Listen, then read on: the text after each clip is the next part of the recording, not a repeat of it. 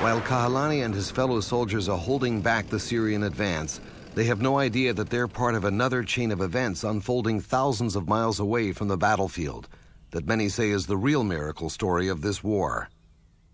U.S. Secretary of State Henry Kissinger, in turning down Golda Meir's request for arms to defend her country, is reported to have said, "Let the Israelis bleed a little."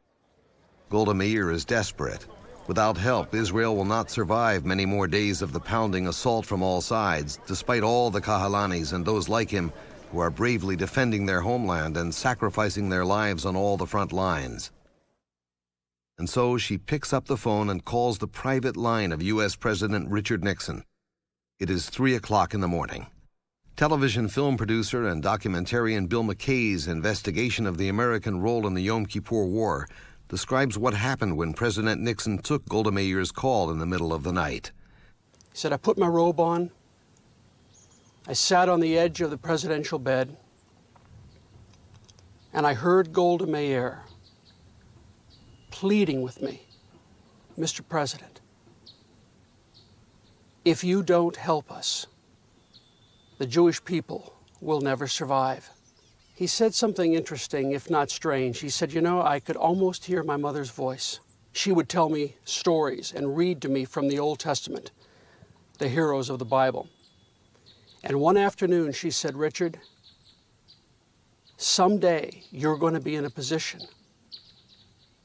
where you can help save the Jewish people. And when that day comes, you must do everything in your power."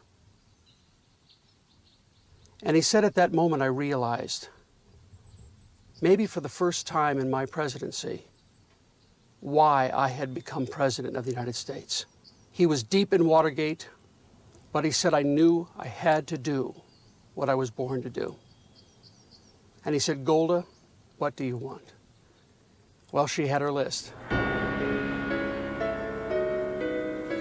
It was the largest airlift of armaments since World War II.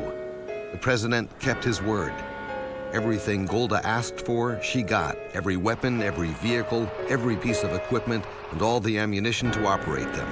A virtual arsenal airlifted overnight to Israel's front lines. And many military experts credit that decision, that request, at that moment, as the essential element that saved Israel from destruction. In another striking parallel to David in the Bible, Richard Nixon turned aside the Goliath of indifference to Israel in his government, faced down a powerful Secretary of State who had turned against him, and accepted the threat to his own presidency to save Israel in its hour of need. Before it was over, the Yom Kippur War demonstrated one of the most incredible turnaround victories ever recorded in military history. Israel ultimately pushed the Syrian army to the gates of Damascus and the Egyptians to within a few kilometers of Cairo. In the Golan, Syria lost more than 1,000 tanks, nearly 900 of which were left abandoned on the battlefield. More than 3,500 Syrian soldiers died. Another 5,600 were wounded in combat. Nearly 500 were taken prisoner.